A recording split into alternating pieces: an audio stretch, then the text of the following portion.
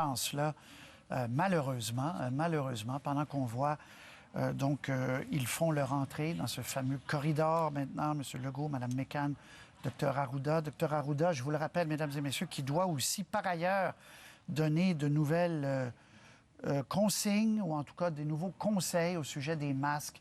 Entre autres, hier, en anglais, il a dit, dans les transports publics, en commun, oui, compter sur le fait qu'on va suggérer de porter le masque, parce que dans les transports en commun, le président de la STM hier nous disait, M. Schnob, on ne peut pas être à 2 mètres dans le métro quand ça va reprendre.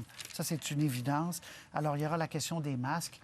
La rouverture, mais je répète, la question urgente, c'est est-ce qu'on a trouvé assez de monde pour aller aider les gens à passer à travers ce drame dans les couloirs des CHSLD, dans les chambres des CHSLD? Est-ce que les médecins s'est réglé? Est-ce que les infirmières s'est réglé? Les préposés, les étudiants, ceux qui avaient levé la main? Et c'est les réponses qu'on attend donc aujourd'hui. Je laisse le point de presse. Sébastien, on fait le point ensemble, comme d'habitude, bien sûr, après. Québec, M. François Legault est accompagné de la ministre de la Santé et des Services sociaux, Mme Danielle Mécan, et du directeur national de santé publique, Dr Horacio Arruda. Monsieur le Premier ministre, à vous. Bonjour tout le monde. Je commence d'abord avec le bilan de la dernière journée. On a 93 nouveaux décès pour un total de 1134 personnes. Donc, bien sûr, je veux offrir mes condoléances parce que faut jamais oublier que derrière ces chiffres, il y a des vraies personnes, des vraies familles. Donc, plus de 1000 familles qui perdent un membre. C'est important, c'est très triste pour tout le Québec. On a maintenant 20 965 cas. C'est une augmentation de 839. On a 1278 hospitalisations. C'est une augmentation de 54. On a 199 personnes aux soins intensifs. C'est une diminution de 2. Évidemment que le grand défi qu'on continue d'avoir, c'est trouver le moyen d'attirer, d'amener du personnel additionnel dans nos résidences pour nos aînés. Je vous disais au cours des derniers jours qu'on avait besoin de 2000 personnes. Je vous disais hier qu'on en avait trouvé 1000. Effectivement, sur les 1000, il y a 350 médecins spécialistes. Je les remercie. Il y avait aussi des étudiants, des infirmières, des préposés qui étaient dans les hôpitaux. Bon, on pensait hier être capable de trouver l'autre 1000. Malheureusement, on n'est pas capable de les trouver. On a parlé avec, je pense, plus de 1500 médecins spécialistes, mais ce qu'on cherche, puis je le répète, c'est des gens à temps plein. Donc, il semble que c'est difficile d'aller à plus que 350 du côté des spécialistes. On continue à former des étudiants, mais qui ne sont pas prêts dès maintenant. Donc, on continue de manquer 1000 personnes. C'est pour ça que j'ai pris la décision aujourd'hui. On a demandé officiellement au gouvernement fédéral d'avoir 1000 soldats de l'armée canadienne qui vont venir dans nos CHSLD. Bon, évidemment, ce n'est pas des personnes qui ont une formation. Là. Les personnes qui avaient déjà une formation, il y en avait 65, peut-être un autre 65 qui s'en vient. Mais là, on demande 1000 personnes. C'est pas idéal, mais en même temps, je pense que ça va beaucoup nous aider là, à avoir des paires de bras additionnels pour faire des tâches qui sont moins médicales, puis aider le personnel qui est insuffisant actuellement dans les CHSLD à bien s'occuper de nos aînés, bien s'occuper des personnes qui ont besoin d'aide actuellement dans les CHSLD. On vit actuellement au Québec comme s'il y avait deux mondes. D'un côté, on a la situation très difficile dans les CHSLD, puis de l'autre côté, il y a une situation qui est relativement stable, surtout quand on regarde à l'extérieur de l'île de Montréal et de l'île de Laval. Quand on regarde, par exemple, les décès, depuis le début, 74 des décès sont soit sur l'île de Montréal ou à Laval. Ça veut dire que quand on regarde l'ensemble des autres régions du Québec, la situation est pas mal stable, là, per capita, puis ça va quand même bien du côté là, de la propagation ou de la non-propagation de la COVID-19. C'est pour ça qu'on a continué nos discussions, entre autres hier soir, avec le docteur Arruda, le docteur Massé, pour déposer la semaine prochaine un plan de réouverture graduelle des écoles. Bon. On va donc déposer ce plan-là la semaine prochaine, mais je veux déjà rassurer les parents. On va s'assurer dans ce plan que les parents qui, pour toutes sortes de raisons, ne veulent pas envoyer leur enfant à l'école ne seront pas obligés de les envoyer à l'école. Donc, ça, je veux que ça soit très clair. Puis on va prendre des mesures pour que ces enfants-là soient capables de faire le rattrapage nécessaire lors de la rentrée en septembre. Donc, c'est important. Là, puis je veux rassurer les parents qui préfèrent ne pas envoyer leurs enfants à l'école, qui vont pouvoir les garder à la maison. Évidemment, ça va se faire par région. Donc, on va évidemment y aller de façon graduelle en commençant par les régions où la situation est très stable. On va continuer au cours des prochains jours. C'est pour ça qu'on se donne encore jusqu'à la semaine prochaine déposer notre plan. Donc, je suis certain que le docteur Arruda, comme moi, on suit ça de jour en jour. Puis si les chiffres restent stables, entre autres dans les régions hautes que Montréal et Laval, bien, on va pouvoir procéder à la réouverture graduelle des écoles avec un certain nombre de directives. Même chose aussi du côté des entreprises. On va déposer la semaine prochaine un plan de réouverture des entreprises. Vous allez le voir, là, ça va être très graduel. L'idée étant d'y aller petit peu par petit peu, s'assurer au fur et à mesure aussi qu'on ne voit pas une nouvelle vague, qu'on ne voit pas la courbe de la contagion repartir vers le haut. Donc, on va faire ça de façon très prudente. Bon, évidemment, en annonçant un plan à l'avance, ça va permettre aux responsables des différentes entreprises de se préparer aussi à mettre en place les directives qui vont être proposées par la santé publique. Mais je veux juste vous dire là, que si les chiffres continuent de bien se maintenir, surtout à l'extérieur de l'île de Montréal et de Laval, on devrait être capable d'avoir des bonnes nouvelles à annoncer la semaine prochaine, autant pour les écoles que pour les entreprises. Mes remerciements du jour, je veux remercier tous les travailleurs, toutes les travailleuses qui sont revenus dans le secteur de la construction résidentielle. Je sais qu'il y avait beaucoup de Québécois qui étaient inquiets, qui devaient avoir une nouvelle maison, un nouveau condo, un nouvel appartement le 1er juillet. Puis là, ils se disaient, bien, j'ai un déménagement de prévu, est-ce que ça va se faire? Donc, je veux remercier tous ceux et toutes celles qui sont revenus à l'ouvrage dans la construction résidentielle. Donc, je termine en vous disant, oui, la situation est difficile dans les CHSLD, mais quand on regarde à l'extérieur des CHSLD, puis surtout à l'extérieur de la région de Montréal et de la région de Laval, les choses sont quand même encourageantes. Et donc, je pense qu'on avance dans la bonne direction, puis on va finir par s'en sortir ensemble. Merci beaucoup. Maintenant, en anglais.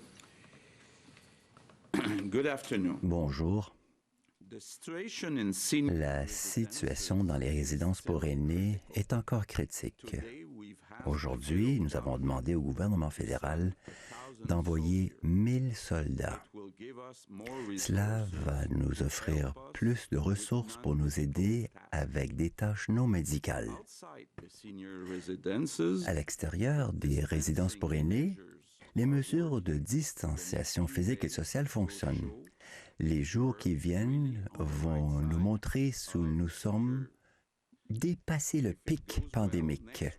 Si tout va bien, la semaine prochaine, nous allons annoncer notre plan visant à rouvrir les écoles et, comme je l'ai dit à plusieurs reprises, la santé publique sera notre toute première priorité.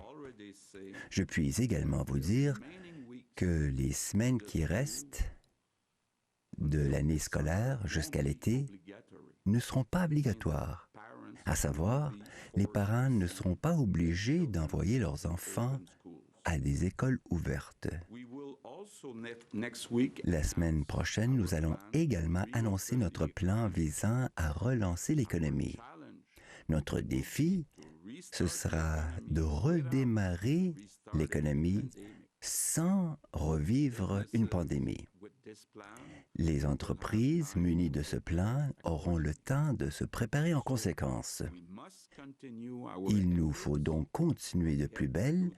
Nous allons traverser cette pandémie ensemble. Je vous remercie. Monsieur le Premier ministre, alors pour la période des questions en français, nous allons débuter avec Alain Laforêt, TVA Nouvelles. Monsieur le Premier ministre, Mme McCann, M. Arruda, compte tenu de ce que vous venez d'annoncer, Monsieur le Premier ministre, est-ce que vous avez l'intention d'obliger le port du masque? Vous voulez dire dans les réouvertures d'écoles et d'entreprises? École, entreprise, la rue, le rendre obligatoire.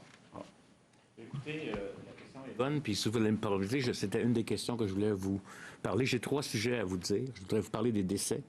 Je voudrais vous parler de l'invisible impact de l'arrêt. Et puis la question des masques. Fait que je vais commencer par mes 2 autres sujets, si vous me permettez rapidement, puis je vais aller à votre réponse. Très rapidement, je tiens à vous dire que sans vouloir minimiser, absolument pas, les drames des décès puis les souffrances que ça entraîne dans les familles, là, je tiens à le dire. Le Québec est sans doute probablement un des endroits au monde qui calcule le plus scrupuleusement les décès liés à la COVID-19. Faire des comparaisons entre les pays qui ne comptent pas de la même façon, c'est trompeur. C'est comme comparer des pommes et des oranges, et pourquoi pas dire des bananes. La plupart des pays ne comptent pas les décès qui surviennent à l'hôpital, qui surviennent à l'extérieur de l'hôpital. Souvent, si on faisait ça, on serait un des endroits où on a le moins de décès. On aurait de très beaux résultats annoncés, mais ce serait trompeur. Il y a des pays qui ne comptabilisent pas ce qui se passe en CHSLD ou dans leur réseau pour personnes âgées, publiques ou privées, parce qu'ils n'ont pas les systèmes. Puis s'ils comptabilisent, ils peuvent attribuer des fois la maladie à un autre facteur et non pas seulement au COVID-19. Vous comprenez que nous, par exemple, si on a un lien épidémiologique où dès que le COVID-19 peut être une cause, on le met comme étant la cause du décès, alors qu'ailleurs, ça ne se fait pas. On n'a qu'à voir ce qu'on fait comme chaleur accablante. Dans des situations où on a de la chaleur accablante, alors qu'on a très peu de cas qui attendent les coronaires ailleurs, nous, on les déclare pour des fins de vigie. Moi, je trouve aussi qu'il y a d'autres pays qui ne déclarent que les décès des personnes qui ont été testées. Ici, on compte les décès pour lesquels, je l'ai dit, il y a eu un lien épidémiologique, donc des cas qui n'ont pas été testés. Je voudrais aussi vous rappeler que à chaque année, en temps ordinaire, il y a environ 1000 personnes par mois qui meurent dans les CHSLD. Et dans le fond, il faut comprendre que des décès actuels qu'on comptabilise associés au COVID-19 seraient survenus malgré la situation. C'est pas pour minimiser la chose, mais c'est parce qu'il y a énormément de débats en disant qu'on cache des chiffres, qu'on essaye de camoufler, alors que je peux vous dire qu'on est d'une super grande transparence.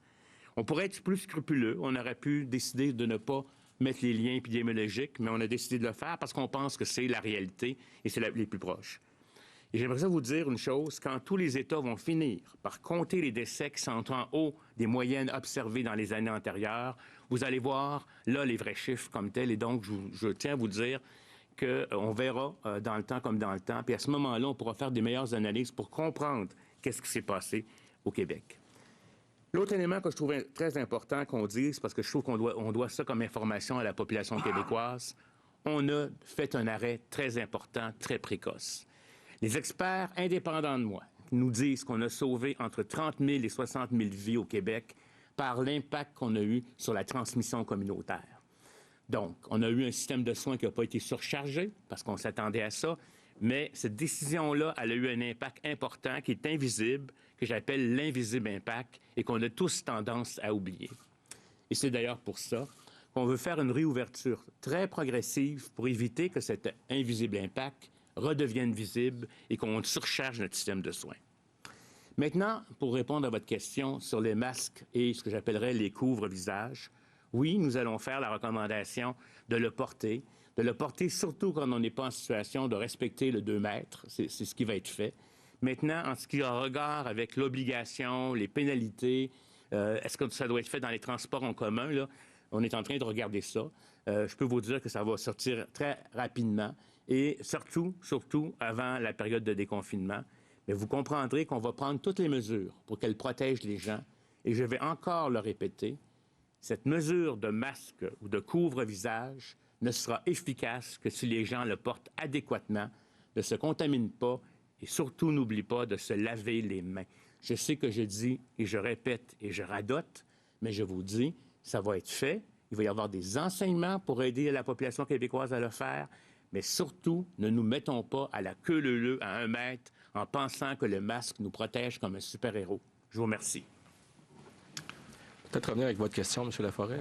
Non, il a répondu à ma question. Bon, avez-vous une question? Ma question maintenant. Oui. J'ai une note entre les mains que j'aimerais brièvement vous lire, là, qui a été envoyée à tous les médecins du CIUS de Laval par l'officier de prévention et de contrôle des infections et le chef de service en microbiologie. Il est écrit, entre autres, pour les médecins, qu'il n'y a aucune indication, c'est écrit en caractère gras, qu'il n'y a aucune indication de porter un masque N95 en CHSLD actuellement, qu'il n'y en a aucune en CHSLD chez les résidents suspects ou confirmés à la COVID-19. C'est également écrit que exiger de porter un N95 est irrespectueux des collègues qui en dépendent pour leur sécurité, les stocks étant toujours limités. Cela amènerait aussi un message très contradictoire au personnel qui n'en porte pas. On dit également qu'il n'y a aucune consigne, tant de la santé publique que du ministère de la Santé, à l'effet qu'il faille s'isoler 7 jours avant de revenir au travail régulier en zone froide. Est-ce que c'est le cheval de Troie qu'on craint?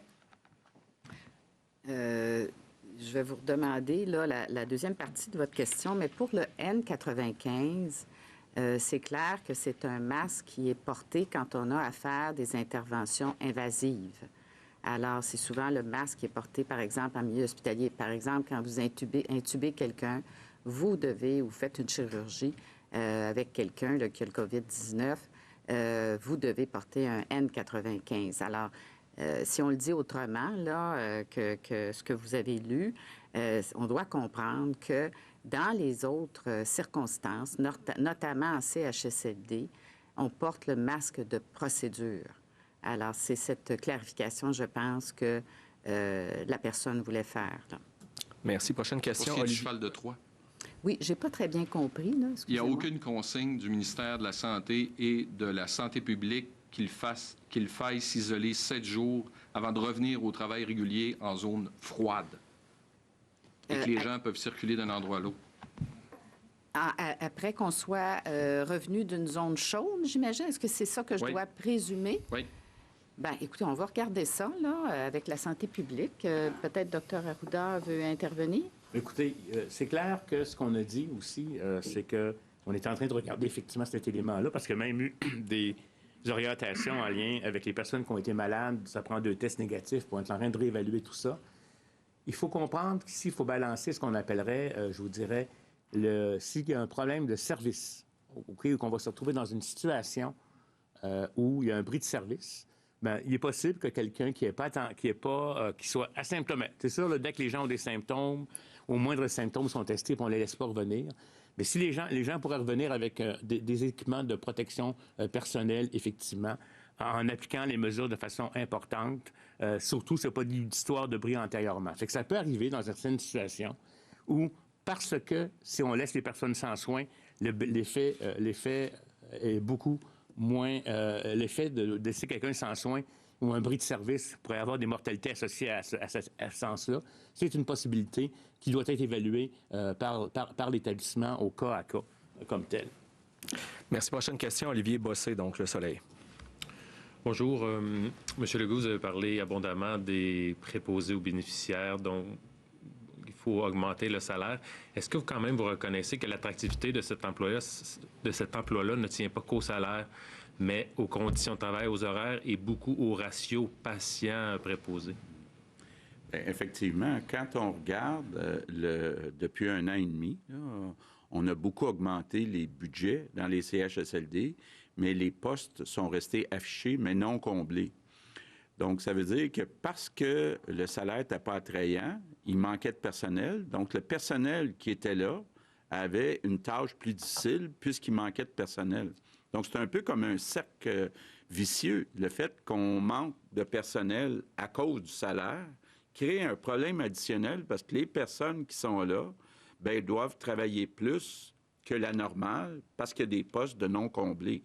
Est-ce que, là, la vraie question qui se pose, c'est est-ce que, une fois qu'on aurait tous les postes comblés, est-ce qu'on doit continuer de les augmenter? Bien, dans le fond, quand on a augmenté les budgets des CHSLD, c'était ça notre intention, c'était d'augmenter le nombre de personnes, donc de modifier les ratios. Mais là où on n'a pas réussi, c'est que les postes sont restés non comblés. Donc, on s'est retrouvé dans une situation où même si on a augmenté le budget, on n'a pas dépensé l'argent parce qu'on n'a pas attiré personne. Donc, on ne peut pas vraiment le savoir. Est-ce que ça aurait été correct si tous les postes avaient été comblés? Ma deuxième question pour Dr Arruda. Pour l'instant, on n'a toujours pas de médicaments ni de vaccins. Donc là, on parle du déconfinement de semaine après semaine, mais est-ce qu'on peut penser que la santé publique a un plan de plus que plusieurs mois, mais on parle d'années là, pour combattre ça? Bien, écoutez, c'est toujours difficile de faire des projections. Comme vous le savez, le SRAS est disparu à un moment donné, le premier SRAS, le virus du SRAS. Celui-là, on ne sait pas comment il va se comporter. C'est clair que c'est pour ça aussi, quelque part, un vaccin et un traitement, c'est pas pour demain matin. Puis on ne peut pas maintenir une société enfermée comme ça. Il faut comprendre que les confinements ont des effets pervers sur la santé mentale des gens, sur la violence qui peut être faite aux femmes, aux enfants, sur les dépressions, sur des questions d'anxiété, de santé mentale. Là, puis il faut qu'une société fonctionne, sinon ça ne marche pas. Donc on a cet équilibre-là à regarder où on va déconfiner progressivement, etc., intervenir, évaluer. Si jamais on se rend compte que dans un secteur d'activité ou un certain type de milieu de travail, il y a de la transmission de cas, il faut encore faire ce qu'on a fait. Chercher les cas, chercher les contacts, les isoler et faire les interventions. Puis, on va mettre les données aussi dans des scénarios pour voir un peu quel est le niveau de R0 qu'on a. Donc, c'est clair qu'on en a... Écoutez, je pense pas qu'à Noël... Je ne sais pas. Tu sais, j'aimerais bien ça vous dire qu'au 24 juin, on va tout être ses plaines en train de fêter ensemble, mais je pense que c'est un scénario qui est peu réaliste. Tant qu'on n'aura pas un vaccin, je vous dirais, pour vacciner les groupes, puis un vaccin qui soit sécuritaire, parce qu'on ne veut pas non plus vacciner les gens avec n'importe quoi, tant qu'on n'aura pas un traitement comme tel, c'est clair que ce virus-là va probablement revenir, s'éteindre peut-être comme les autres virus en période estivale, revenir vers les automnes, et c'est pour ça que notre plan de match va être à regarder. Puis à mesure qu'on aura des nouvelles connaissances, on verra aussi comment on va agir. Mais il est possible qu'on parle encore de coronavirus en 2021, malheureusement, ou même jusqu'en 2022. Prochaine question, Fanny Lévesque, La Presse. J'aimerais ça que vous nous expliquiez comment ça se fait qu'on arrive, qu'on ne soit pas capable d'aller chercher 1000 personnes supplémentaires dans le réseau avec tous les moyens qu'on s'est donnés, que ce soit les fonctionnaires, les finissants. On a vidé les hôpitaux. On avait 80 des médecins spécialistes hier qui nous disaient qu'ils n'avaient pas encore été appelés par le ministère. Le fait d'aller chercher l'armée, est-ce que ça veut dire qu'on a sous-estimé le défi de faire atterrir tout ce monde-là dans le réseau? Ou est-ce que ça veut dire que la situation est trop urgente et on n'a pas le temps d'aller chercher ces gens-là, ça nous prend l'armée? Bien, écoutez, vous avez vu comme moi, là, puis moi, je me suis fié à ces chiffres-là, qu'il y avait 2300 médecins spécialistes qui étaient prêts à venir travailler dans les CHSLD. La réalité, c'est que quand on demande aux médecins spécialistes, êtes-vous prêts à venir travailler à temps plein pour 2 semaines à partir de maintenant, il y en a 350. Donc, c'est certain là, que, dans le fond, on a peut-être surestimé le nombre de médecins spécialistes qui pouvaient venir dans le réseau des CHSLD. Mais est-ce qu'on a sous-estimé le défi de faire atterrir? Tu sais, c'est bien beau de dire on va aller chercher des finissants, mais en pratique, qu'ils atterrissent dans le réseau, c'est plus compliqué que ça, non? Bien, si j'avais 2000 médecins spécialistes, de les faire atterrir, comme vous dites, c'est possible. Ça peut prendre quelques jours, puis il peut peut-être avoir une période là où les gens doivent s'habituer à travailler ensemble, mais il n'y en a pas 2000, il y en a 350. Hein. Donc, il nous manque de bras. Là. Merci. Maintenant, au tour de Geneviève Lajoie, le Journal de Québec, Journal de Montréal. Bonjour. Vous avez parlé des chiffres tout à l'heure, M. Arruda. Nous avons demandé à 2 reprises quand même s'il y avait des sous-évaluations, des décès. Puis vous nous avez dit que vous étiez confiant de vos chiffres là, dans les dernières semaines. Bon, on lit ce matin que vos données pourraient être considérablement sous-estimées. Qui dit vrai et pourquoi ne pas avoir dit avant qu'il y aurait des milliers de décès? On l'a dit qu'on ne savait pas, qu'on n'allait pas prédire les choses sans savoir. C'est clair que, bon, des milliers de décès, il y a eu des scénarios quand même qui en prédisaient plusieurs. On avait un scénario qu'on appellerait optimiste, un scénario qui était pessimiste, puis on est quelque part entre les deux, si vous me permettez. Puis comme je vous le dis, là, il y a toujours aussi la question des délais. Hein. Les gens pensent que les gens, quand ils décèdent, ils n'ont pas une puce qui avertit automatiquement dans les systèmes d'information au ministère qui sont décédés. Hein. Nos données proviennent des cas qui sont disponibles à 6 heures. Les gens meurent plus souvent la nuit. Hein. C'est entre 6 heures du soir puis la nuit, ils meurent plus. Ils ne seront pas comptés dans les statistiques. Il faut que le médecin ait évalué le patient. Parce que des fois, les gens, il ne faut pas penser qu'à chaque fois que quelqu'un meurt, automatiquement, le médecin est rendu sur place. Ça prend un certain nombre d'heures. Il faut qu'il envoie cette formule-là à la direction de santé publique, qui va vérifier les informations. Si vous voulez savoir d'où il venait, ce patient-là, le CHSLD, s'il meurt à l'hôpital, et puis vous voulez savoir d'où il venait, il faut aller voir le cas où il était antérieurement, puis voir ce qu'il est devenu en termes d'évolution. Donc, ça prend une enquête de la santé publique, de regarder la donnée, vérifier si c'est quelqu'un qui est mort du COVID-19 ou qui est mort d'une autre cause, etc. Donc, tous ces processus-là font qu'on n'a pas un portrait instantané. Et c'est normal que, par exemple, dans un CHSLD, vous vous disiez, il y en a 77, puis dans les chiffres du ministère, il y en a seulement 53. Mais si on commence à mettre des données mêlées dans notre chiffre statistique, puis deuxièmement, moi, ce qui m'importe, c'est pas la statistique, c'est que les actions se fassent. J'ai besoin de la statistique pour planifier où c'est qu'on s'en va. Mais une fois qu'il y a 2 décès ou 3 décès dans un CHSLD, là, c'est l'intervention qu'il faut faire comme telle. Je préfère que mes gens soient en train de s'organiser pour que l'application et qu'il y ait des travail qui se fassent adéquatement dans le réseau de la santé que de me remplir des formulaires de statistiques. Mais en même temps, on en a besoin. Puis on est en train de peaufiner le système pour avoir le minimum d'efforts pour les individus, mais en ayant la bonne donnée. Fait que moi, je suis très fier, je pense, du système qu'on a mis en place. Il pourrait être merveilleux. Si on avait les systèmes d'information, si on avait des dossiers médicaux informatisés, puis si tout était interrelié, automatiquement, on avait accès. Puis deuxièmement, on a des enjeux aussi avec la Commission d'accès à l'information. L'information ne peut pas être transmise aux centrales si elle considère des informations qui sont comme telles. Fait que quelque part, les chiffres qu'on a, là, honnêtement, là, moi, je pense qu'ils sont assez près de la réalité, mais il y a un délai, bien entendu, dans le temps. Et avec les médias sociaux, avec toute la vitesse qu'on a, l'instantanéité des choses, c'est clair que vous allez entendre dire un établissement qu'il y a plus de morts dans l'établissement que ce qui est sorti, parce que c'est déjà les chiffres de la nuit dernière. Puis en même temps, avec les délais qui vont entraîner, le médecin n'a peut-être pas fait le constat de décès, etc., etc. Fait que c'est ça qui fait que, comme tel, qu'on pourra vous montrer un jour, quand on aura le temps de faire ça, comment ça se passe, la collecte d'informations. Vous avez demandé l'aide de tous les employés du réseau de l'éducation dans les derniers jours. Ils ont reçu encore une fois hier une demande pour prêter main forte dans les CHSLD. Ce sera quoi la procédure pour les enseignants qui vont aller travailler dans les CHSLD, par exemple? Est-ce qu'ils devront rester 14 jours en isolement après leur retour, puisqu'on sait qu'il y a une pénurie quand même d'enseignants dans les écoles? Comment concilier ça avec la réouverture des écoles? Bien, d'abord, il faut dire qu'on parle des enseignants qui enseignent en sciences de la santé. Là. Donc, c'est un petit pourcentage des enseignants qu'on interpelle actuellement pour venir dans les CHSLD. C'est tout le monde qui a reçu, toutes les catégories d'emploi ont reçu une demande cette semaine à 2 reprises du ministère de l'Éducation. Tous les emplois, toutes les catégories d'emploi, venez nous aider dans les CHSLD. Ces gens-là c'est des enseignants, des secrétaires, et vont faire quoi quand elles vont revenir des CHSLD, puisqu'on compte quand même réouvrir les écoles à un moment donné?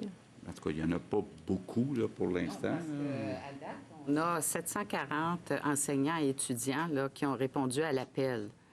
Alors, effectivement, on se concentrait sur les gens qui ont une formation en santé.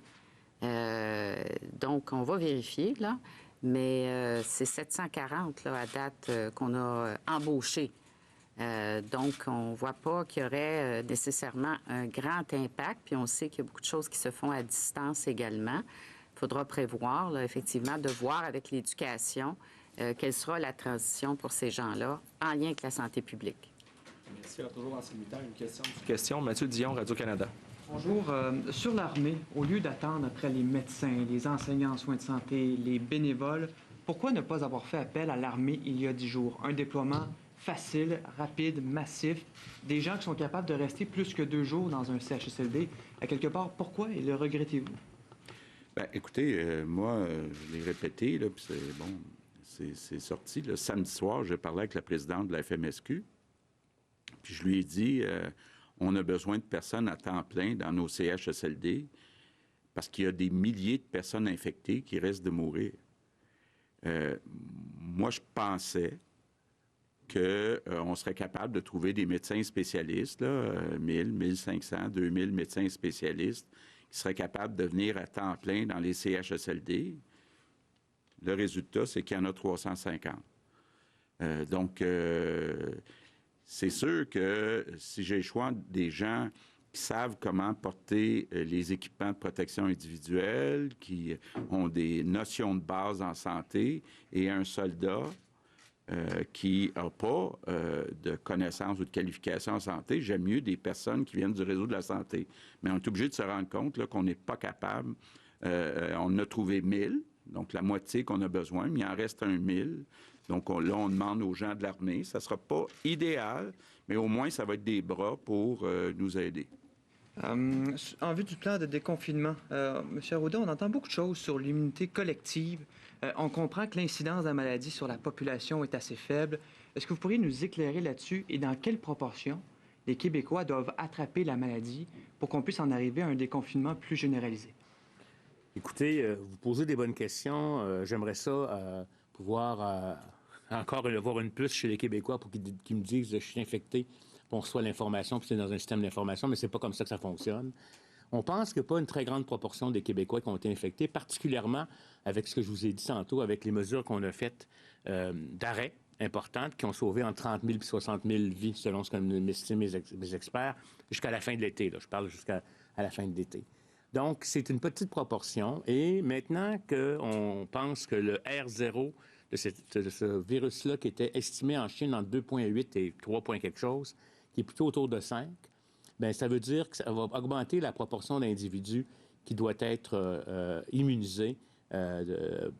On pourrait passer de 60 de la population immunisée à 80 de la population qui devrait être immunisée avant qu'on ait ce qu'on appelle un ralentissement assez significatif. Donc, ça va nous comporter des défis beaucoup plus grands.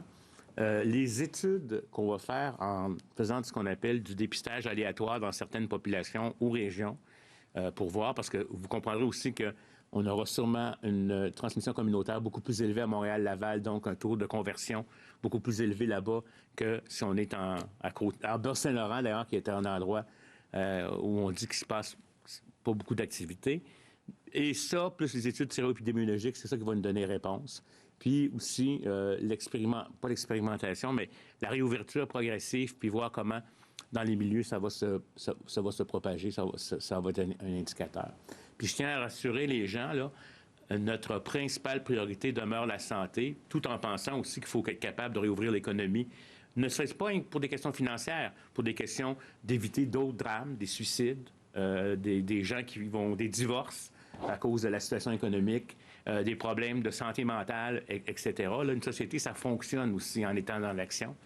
Mais on ne mettra pas en péril les gens. Si on rouvre les écoles, ça va se faire avec des façons de travailler très différentes. On ne sera pas comme l'école d'avant. Hein, la distanciation sociale va devoir être quelque part respectée. Si elle n'est pas respectée, il y aura des masques qui seront utilisés comme tels. Donc, c'est tout ça qu'on va faire. Mais j'ai hâte d'être capable de vous dire qu'on est dans une transmission qui va être adéquate. Puis, comme d'autres pays ont aussi eu une expérience avant la nôtre, on va pouvoir regarder ce qui se passe là-bas avec des meilleures données. Merci. Autour de Louis Lacroix, Cogeco Nouvelles. Monsieur le Premier ministre, Mme McCann, M. Arruda. Monsieur le Premier ministre, dans la perspective de rouvrir les écoles, quels seront les moyens que vous envisagez pour connaître l'état de la pandémie parmi les élèves, le personnel enseignant, le personnel des écoles, etc. Est-ce que, par exemple, vous allez demander à ce qu'il y ait des tests qui soit passé de façon régulière chez les gens qui vont fréquenter les écoles pour savoir qui l'a pas, etc. Un peu comme on avait décidé de faire dans les CHSLD, là, de dire on va tester tout le monde. Est-ce que c'est quelque chose qui pourrait s'appliquer aux écoles également? Oui, ça pourrait s'appliquer aux écoles, ça pourrait s'appliquer à des groupes d'âge de population qui sont là. Il y a plein de stratégies là, qui vont devoir aussi, il ne faut pas oublier, il faut que le test soit fait à la bonne période, parce que si c'est trop tôt, il faut le répéter. Puis tester les enfants, c'est pas toujours évident, mais il y a probablement des tests qui pourront être faits chez certains travailleurs, là, des adultes, parce que c'est plus simple. On vous le rappelle encore, heureusement, les complications chez les enfants sont excessivement rares et ils vont faire, en les immunisant de façon un peu naturelle, on les aide en fin de compte, mais on ne s'organisera pas pour exposer, par exemple, des professeurs ou des gens en garderie qui ont des problèmes de santé ou qui ont un certain âge. Mon autre question touche l'immunisation naturelle. Est-ce que ça veut dire que les régions qui sont moins touchées, comme par exemple, on parle beaucoup du Bas-Saint-Laurent, où il n'y a presque pas de cas là-bas, et puis ça fait un bout de temps d'ailleurs qu'il n'y a pas eu de nouveaux cas dans cette région-là. Est-ce que les régions moins touchées vont être plus à risque par la suite qu'il y ait un retour de la pandémie une fois qu'on aura ouvert, étant donné qu'il y aura moins d'immunisation naturelle dans ces communautés-là? Comme par exemple à Montréal, on comprend qu'il va y avoir beaucoup d'immunisation naturelle, en termes de nombre en tout cas, alors que dans les régions, on en aura peu. Est-ce que les régions vont être plus à risque à ce moment-là? Bien, ça va dépendre de comment ils vont être bombardés par le virus. Si vous me permettez, le virus a été très bombardant dans la région de Montréal pour toutes les raisons qu'on a déjà dit, notamment les effets avec New York, etc. Ce qui va arriver là-bas, c'est clair que si on regarde la variable immunité ou virginalité des personnes envers le virus, ils vont être plus bas, donc c'est un facteur qui va augmenter. Mais comme on va réouvrir progressivement les choses, etc., on va essayer d'éviter le bombardement qui va faire qu'eux vont développer leur capacité. Mais c'est tout ça qu'il faut être capable de regarder. Et en fait compte, il faut comprendre que chaque région a sa propre épidémiologie, puis devra avoir le plan qui est adapté en fonction de l'épidémiologie. Ça peut dépendre de leur secteur d'activité, de comment, de leur proportion de personnes âgées ou pas, de comment les contacts sont plus fréquents. Dans les grosses villes, comme Montréal, on a des contacts beaucoup plus fréquents que quand on est en périphérie, dans le Bas-Saint-Laurent. Aller prendre une marche à Montréal, plus de chances d'avoir des contacts avec quelqu'un que si vous la prenez dans votre propre terre au Bas-Saint-Laurent. C'est tout ça qui sont des variables qui vont rentrer en ligne de compte. Il y a des caractéristiques associées à la quantité de personnes immunisées, mais aussi des comportements puis de l'environnement dans lequel les gens vivent. Merci. Prochaine question. Patrice Bergeron, La Presse canadienne. Bonjour à vous. Monsieur le Premier ministre, dans l'optique d'un déconfinement graduel, faut-il se faire à l'idée qu'une partie de l'économie ou du réseau scolaire pourrait ne pas reprendre ses activités avant 2021, ou encore quels seraient les secteurs qui seraient susceptibles de ne pas être actifs avant 2021? Bon, d'abord, je vous le dis, la semaine prochaine, on va déposer un plan de réouverture des écoles, puis un plan de réouverture des entreprises. Donc, je ne veux pas me scooper moi-même. Puis en plus, c'est pas une question de scoop, c'est une question de s'assurer durant les prochains jours que les données restent stables. Mais disons que, sans dévoiler les plans, là, on parle d'un plan de réouverture qui va s'étaler jusqu'à l'automne, je crois en septembre. Donc, on pense être capable, si on parle des entreprises et des écoles, d'être capable de réouvrir d'ici septembre les deux secteurs. Bon, là, toute la question qui reste, ce sont les rassemblements, les activités culturelles, sportives. Bien, ça, est-ce que ça ira en 2021? C'est pas impossible. Oui. Allez-y, madame. Oui. C'est que c'est pas tout à fait lié au sujet, mais vous allez me permettre, parce qu'effectivement, on parle de déconfinement graduel, mais moi, j'aimerais vous parler 2 minutes de reprise graduelle là, de certaines activités hospitalières, parce que je voudrais avoir l'opportunité d'en parler aujourd'hui rapidement. J'en ai parlé hier un peu, mais on me confirme effectivement qu'on va reprendre certaines activités chirurgicales. On va monter à des volumes d'autour de 40 % dans l'ensemble des hôpitaux du Québec. Ça, c'est une bonne nouvelle. Alors, par exemple, des greffes qu'on avait cessées, des greffes du foie, des chirurgies vasculaires, par exemple, pour des anévrismes. On va reprendre ça. On va reprendre aussi les activités d'imagerie médicale pour l'ensemble du dépistage là, de maladies liées au cancer beaucoup. Si on pense aux mammographies, ça va être repris aussi. Alors ça aussi, c'est des bonnes nouvelles. L'endoscopie va reprendre. Évidemment, ce que je veux dire à la population, c'est qu'on va appliquer les principes de distanciation physique dans les cliniques externes, dans tout ce qui est ambulatoire, là, puis au sein de l'hôpital. Vous savez que nos hôpitaux, maintenant, fonctionnent différemment d'avant la pandémie, zone froide, zone chaude. Je veux rassurer la population que l'organisation est bien en place et que c'est sécuritaire. Donc, j'invite les gens à venir pour leur suivi. Les médecins sont là pour vous, je le redis. N'attendez pas pour des maladies chroniques, par exemple, parce qu'on me dit qu'il y a beaucoup de rendez-vous qui sont annulés. Et quand on attend, c'est pire. J'ai reçu une lettre du président de l'Association des chirurgiens cardiovasculaires qui faisait état de patients qui se sont présentés trop tard à l'urgence, malheureusement. Alors, moi, j'invite la population à venir, évidemment, voir le médecin ou quand c'est urgent, ne pas attendre et venir appeler l'ambulance et venir à l'urgence. Alors ça, ce sont des bonnes nouvelles. On reprend un peu plus d'activité dans les hôpitaux. Docteur Arruda? Mais je veux ajouter une chose, je m'excuse. Par contre, tu vas être d'accord avec moi, Daniel, on recommence les activités semi-urgentes. Okay? On n'a jamais arrêté les activités urgentes. On recommence les activités non urgentes. Mais les activités qui peuvent être reportées devraient continuer d'être reportées. Puis les médecins spécialistes qui sont disponibles devraient venir dans les CHSLD. Peut-être tu peux le dire à ta façon. Monsieur le Premier ministre, vous avez absolument raison. Faut le préciser parce que c'est pas toujours facile à expliquer, pas toujours évident à comprendre. C'est un équilibre qui n'est pas simple, mais effectivement, moi, je l'ai toujours dit, quand on a demandé les médecins spécialistes et les médecins spécialistes inactifs, on n'ouvre pas les chirurgies électives, absolument pas. On ne peut pas, à cause, entre autres, là, de la non-disponibilité ou la disponibilité qui est insuffisante là, des médicaments, des sédatifs. Alors, tous ces médecins-là, spécialistes, sont disponibles.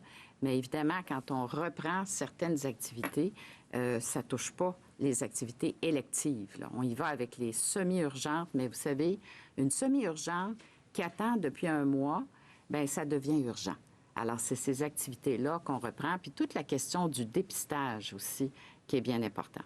Docteur Arruda. Monsieur le ministre, permettez-moi.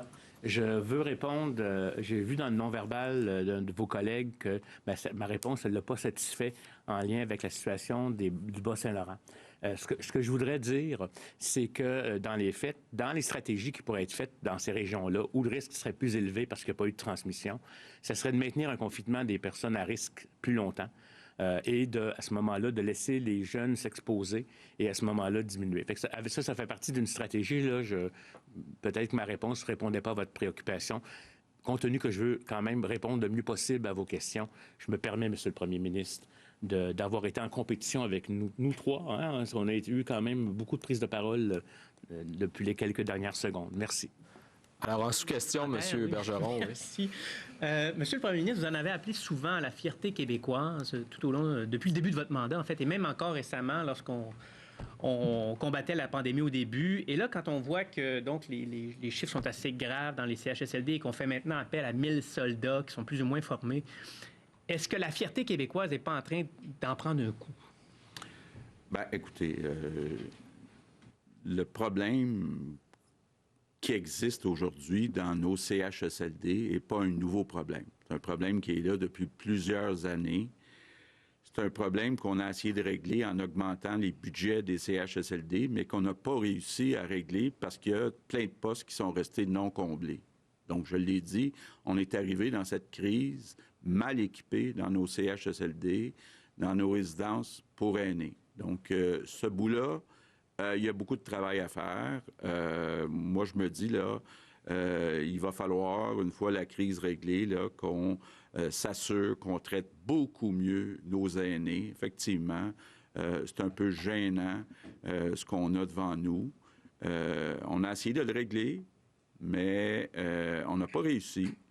Et on va réussir dans les prochains mois à régler ça, parce que moi, je veux qu'on soit fiers de toute la société québécoise, incluant de la façon dont on traite nos aînés dans les CHSLD. Dr Arruda. Je veux appuyer ce que le premier ministre dit, mais je voudrais aussi appuyer tous les Québécois qui ont jusqu'à maintenant respecté nos consignes de distanciation, etc. Ça nous a encore permis de ce que j'appelle l'invisible impact qu'on ne voit pas. C'est ces vies qu'on a sauvées dans la communauté. Et je veux remercier aussi éventuellement d'être très fier des entreprises québécoises et des milieux de vie, garderies, écoles qui vont éventuellement réouvrir en respectant les consignes qu'on va mettre en place, parce que ce qu'on va faire dans l'avenir va être changé à tout jamais, en télétravail, etc., etc. Donc, il faut rester fier de ce qu'on a fait. Il faut réfléchir et comprendre qu'est-ce qui s'est passé dans nos CHSLD. Il faut aussi, comme collectivité, au-delà des institutions, réfléchir sur comment on agit ou on interagit avec nos personnes âgées au Québec. C'est aussi une question de société, à mon avis. Donc, restons fiers de ce qu'on est. Traversons ensemble, restons unis, surtout pas divisés, si on veut être capable de voir venir des meilleurs jours. Merci. On complète pour nos questions en français aujourd'hui avec Marie-Michel Sioui, du journal Le Devoir. Bonjour, bon après-midi. La docteure Joanne Liu est une sommité mondiale en matière de lutte contre les épidémies. Est-ce qu'elle sera intégrée à votre cellule de crise? Je pense que les deux ont parlé vraiment à Oui, Dr. moi, j'ai parlé à Dr. Liu cette semaine, d'ailleurs. Et moi, j'ai beaucoup d'admiration pour Dr. Liu. D'ailleurs, j'ai suivi sa carrière. C'est ce que je lui ai dit, d'ailleurs. Et on a eu un bon échange. Et effectivement, Dr. Arruda lui a parlé aussi.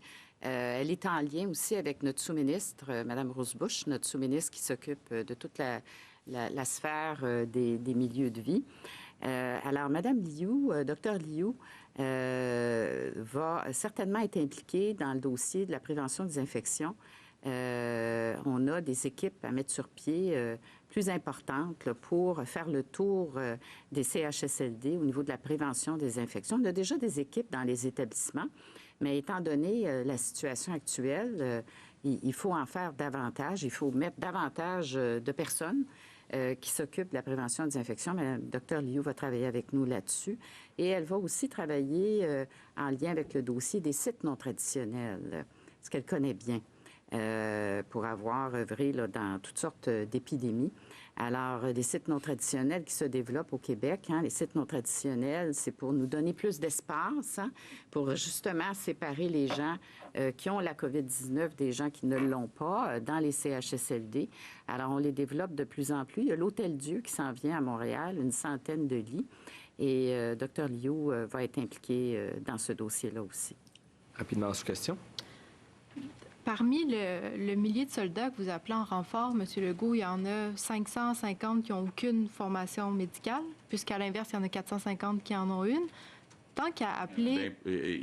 Pour l'instant, on a seulement 65 soldats qui ont une formation. Il y en aura peut-être un autre 65 qui vont arriver, qui ont une formation en santé, mais tous les autres, donc les 1000 qu'on demande, n'ont pas de formation en santé. D'où ma question, tant qu'à faire appel à des soldats qui n'ont pas de formation médicale, pourquoi ne pas aller chercher des médecins qui sont venus de l'étranger, qui ont passé tous leurs examens, puis qui sont à l'étape de faire leur résidence, ou carrément lancer l'appel à l'ensemble des Québécois? Je veux être bien clair, là, parce que ça fait une couple de fois que je vois ça comme proposition. On ne refuse aucun médecin étranger qui veut venir travailler comme infirmière ou comme préposé. Comme médecin, c'est pas là qu'il nous manque de personnel, là. Ce qui nous manque, ce sont des infirmières puis des préposés aux bénéficiaires. Donc, s'il y a des médecins étrangers qui sont prêts à venir travailler, à donner des soins de base dans nos CHSLD, on a les bras tout grands ouverts pour les accueillir. Mais comme médecin, c'est pas là qu'il y a la pénurie actuellement. C'est ça le problème qu'on a eu au début, c'est que les médecins spécialistes voulaient remplacer les médecins de famille, mais il ne manquait pas de médecins de famille dans les CHSLD. Ce qui manque, c'est des infirmières, des préposés aux bénéficiaires. On a essayé d'amener plus de médecins spécialistes qui viendraient agir comme infirmières. a trouvé 350, mais là, on n'en trouve pas d'autres. Donc, c'est pour ça qu'on va chercher les 1000 soldats. Merci. Le temps file. On doit donc passer aux questions en anglais. First question, Cathy Sonnet, CBC News. Good afternoon. Bonjour. Les experts maintiennent que la province devra faire beaucoup plus de diagnostics au moment d'ouvrir les écoles et les entreprises. Maintenant que vous avez l'intention de lancer votre plan la semaine prochaine, comment la province va-t-elle se préparer? Réponse. La semaine prochaine, ce n'est que le plan qui va être annoncé. Ce sera un plan progressif par étapes. Donc, nous voulons avoir des tests sérologiques. Nous voulons aussi élargir le dépistage et cela fera partie de notre stratégie pour ouvrir différents secteurs de l'économie et de la population.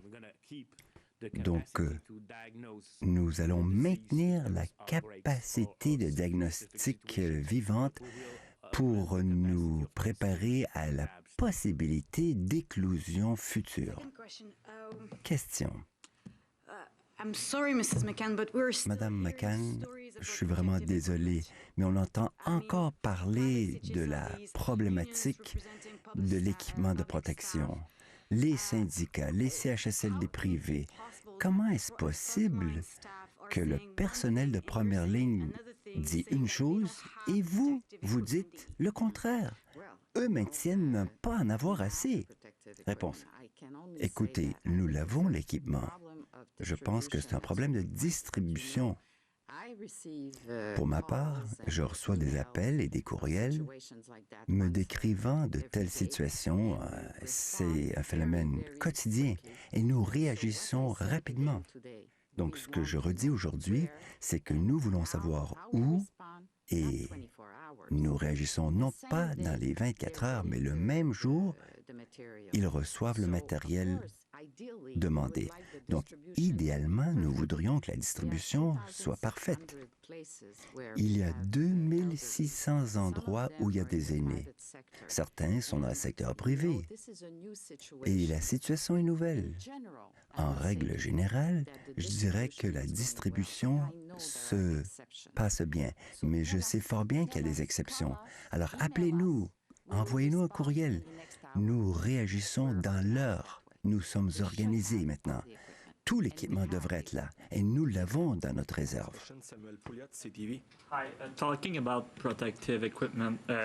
Pour ce qui est de l'équipement, nous avons un cas à l'hôpital Lakeshore où les médecins et les infirmières reçoivent de l'équipement, entre autres des masques N95 avec une date de péremption, dans certains cas, d'il y a 11 ans.